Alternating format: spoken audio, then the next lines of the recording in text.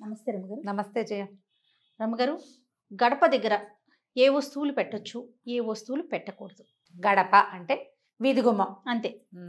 మండిగం, ద్వారబంధం, మన ఇంటికి ముఖం. అది ముఖద్వారం అంటాం కదా మనం. ఇప్పుడు ముఖద్వారం మన మొహం మీద మనం మసి పూసుకుంటాము, పుయ్యం. ఏం చేస్తాము? చక్కగా శుభ్రంగా ఉంచి శరీరం ఎలా ఉన్నా, శరీరం దుమ్ముగా ధూళిగా ఉన్నా కనీసం మొహమైనా కడుక్కుని ఫ్రెష్గా ఉండాలని అనుకుంటాం. ముఖాన్ని ఎట్లా చూపిస్తాము ప్రజలకి, మన ఎదుటి వాళ్ళకి, అట్లా గుమ్మాన్ని చూపించుకోవాలి.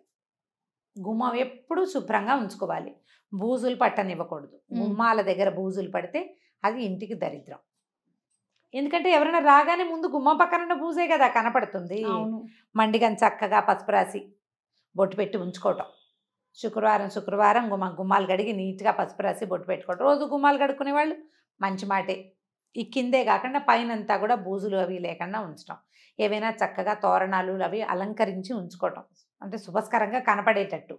పండగలు అప్పుడు మామిడి మండలు, తర్వాత బంతిపూలు, తర్వాత ఏమో మన ఉగాది పండగ అప్పుడు వేపాకులు పెడతామా. పండగ వెళ్ళిన 3వ రోజున తీసేయండి. అవును. ఆ ఎండిపోయిన ఆకులు అవి ఉంచుకోవద్దు. గుమ్మాలకి పక్కగా చీపుళ్ళు చేటలు పెట్టకూడదు. ఇప్పుడు వాకిలి గుమ్మం ఉందే, వాకిలి గుమ్మానికి లోపల తలుపు పక్కన అక్కడేం పెట్టద్దు. చీపుళ్ళు పెట్టకూడదు. వాకిట్లో నుంచి రాగానే చెప్పులు గుమ్మం ఎదురుగుండా వదిలిపెట్టపోకండి. పక్కన వదిలిపెట్టుకోవాలి. గుమ్మంలో చెప్పులు విడవటం, కాళ్ళు తుడుచుకునే పట్టా మీద చెప్పులు విడిచేసేయటము అలాంటివి చేయొద్దు. అది ఇంటికి దరిద్రం కాదు, ప్రధానమైనది అశుభ్రత. ఒక మంచి ఫీల్ ఉండదు. నేను చెప్పిందే సింపుల్. ఏదైనా వాసి చేతికి అంటితే అది ఏం చేస్తాం, మొహానికి రాసుకుంటామా మనం? రాయం. కాబట్టి అది చేయకూడదు. ఎప్పుడు వాకిలి గుమ్మం శుభ్రంగా ఉంచుకోండి. దానివల్ల ఇతరులకి మన మీద ఒక గుడ్ ఇంప్రెషన్ ఉంటుంది. మనకి ఇంట్లోకి వచ్చేటువంటి పాజిటివ్ వేవ్స్ బాగా పాజిటివ్గా వస్తాయి. తరచుగా వాకిలి గుమ్మము తలుపులు శుభ్రంగా తుడిచిపెట్టుకోవాలి. బూజు దుమ్ము లేకుండా చేసుకోవాలి. చెప్పులు చాటలు చీపుళ్ళు అలాంటివి పెట్టద్దు. తర్వాత గుమ్మానికి తాళాలు అవి తగిలించద్దు. గుమ్మాలకి ఇప్పుడు ఈ వాకిలి గుమ్మాని కాదు, లోపల గదుల్లో గుమ్మాలకు కూడా తాళాలు తగిలించే అలవాటు ఉంటుంది కదా. గుమ్మాలకి అటు ఇటు మేకులు కొడతాం కదా జయ, మనం తోరణాలు తగిలించుకోవడానికి కదా. మామిడి మండలు కట్టుకోవడానికి ఏం చేస్తాం, ఒక పురుకోస కట్టి దానికి పెట్టుకుంటాం. ఆ మేకు ఉంటుంది, ఆ మేకుకు తాళం తగిలిస్తారు. అది తగిలించద్దు. జ్ఞాపకంగా ఉంచుకోండి ఆ మాట. ఎప్పుడు ఇదే శ్రద్ధగా ఉండాలి. ఇంకా దీనికి ఎక్కువ రకరకాల అలంకారాలు 2-3 తోరణాలు అవి వేస్తారు. ఈ తోరణాలు అవి దుమ్ముగా బూజుగా దరిద్రంగా ఉంచుకోవద్దు. వాకిలి ఇప్పుడు మనం దీపావళి పండుగ వస్తుంది, తర్వాత కార్తీక మాసం నెలనాళ్ళు మనం వాకిలిలో దీపం పెట్టుకుంటాం. అవునండి. ఆ దీపం పెట్టిన చోట మసిబారిపోయి మురికిగా కానివ్వబోకండి. దాంట్లో బ్యాక్టీరియా చేరేది ఎట్లాగా ఉంది, నీట్గా ఉండదు చూడగానే. మనకి ఫస్ట్ కనిపించేది మీరు అన్నట్లుగా ముఖం ఎలాగో గుమ్మం కదా.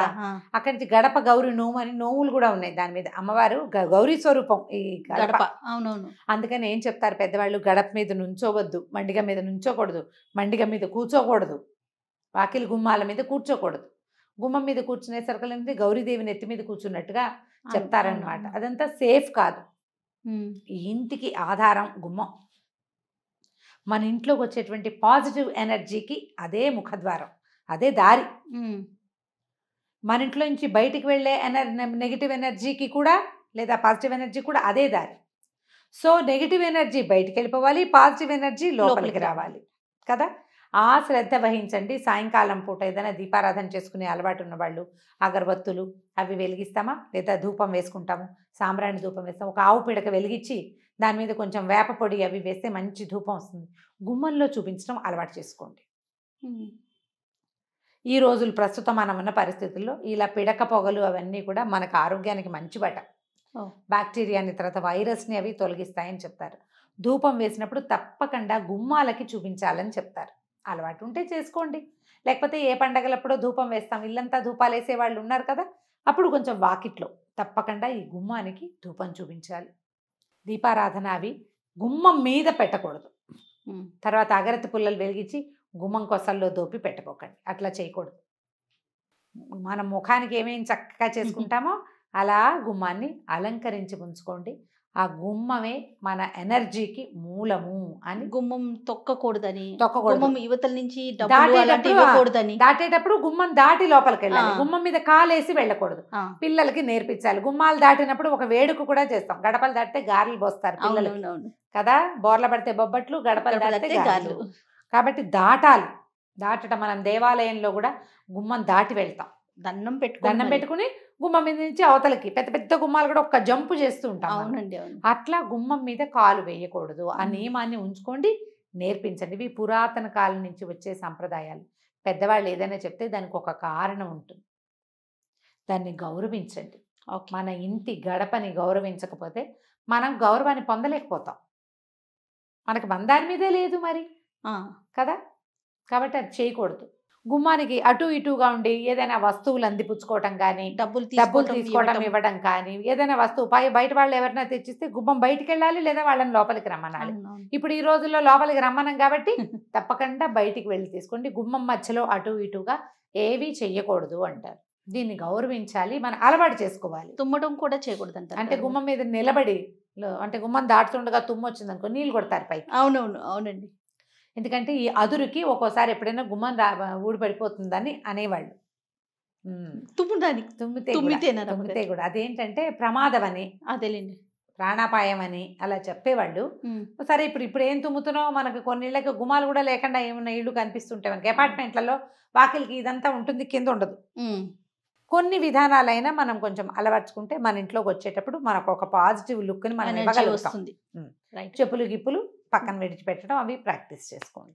గుమ్మానికి అటు ఇటుగా ఉండి ఏదైనా వస్తువులు అందిపుచ్చుకోవటం కానీ, డబ్బులు డబ్బులు తీసుకోవటం, తీసుకోవడం ఇవ్వటం. ఇవ్వడం కానీ, ఏదైనా వస్తువు బయట వాళ్ళు ఎవరైనా తెచ్చిస్తే గుమ్మం బయటికి వెళ్ళాలి, లేదా వాళ్ళని లోపలికి రమ్మనాలి. అవునవును. ఇప్పుడు ఈ రోజుల్లో లోపలికి రమ్మనం కాబట్టి తప్పకుండా బయటికి వెళ్ళి తీసుకోండి. గుమ్మం మధ్యలో అటు ఇటుగా ఏవీ చెయ్యకూడదు అంటారు. దీన్ని గౌరవించాలి, మనం అలవాటు చేసుకోవాలి. తుమ్మడం కూడా చేయకూడదు అంటారు అంటే కదా. గుమ్మం మీద నిలబడి అంటే గుమ్మం దాటుతుండగా తుమ్ము వచ్చింది అనుకో, నీళ్ళు కొడతారు పైకి. అవునవును, అవునండి. ఎందుకంటే ఈ అదురుకి ఒక్కోసారి ఎప్పుడైనా గుమ్మం ఊడిపడిపోతుందని అనేవాళ్ళు. తుమ్మడానికి తుమ్మితే తుమ్మితేనా కూడా- రమ్మగారు? తుమ్మితే కూడా అదేంటంటే ప్రమాదం అని, అదేలేండి. ప్రాణాపాయం అని అలా చెప్పేవాళ్ళు. ఉమ్, సరే ఇప్పుడు ఏం తుమ్ముతున్నావు, మనకు కొన్నిళ్ళకి గుమ్మాలు కూడా లేకుండా ఏమన్నా ఇళ్ళు కనిపిస్తుంటాయి మనకి. అపార్ట్మెంట్లలో వాకిలికి ఇదంతా ఉంటుంది, కింద ఉండదు. ఉమ్, కొన్ని విధానాలైనా మనం కొంచెం అలవర్చుకుంటే మన ఇంట్లోకి వచ్చేటప్పుడు మనకు ఒక పాజిటివ్ లుక్ని మనం ఎనర్జీ ఇవ్వగలుగుతాం. వస్తుంది. ఉమ్. రైట్. చెప్పులు గిప్పులు పక్కన విడిచిపెట్టడం అవి ప్రాక్టీస్ చేసుకోండి. రైట్ అమ్మగారు, నమస్తే. నమస్తే జీ. Dress courtesy by Purnima prince.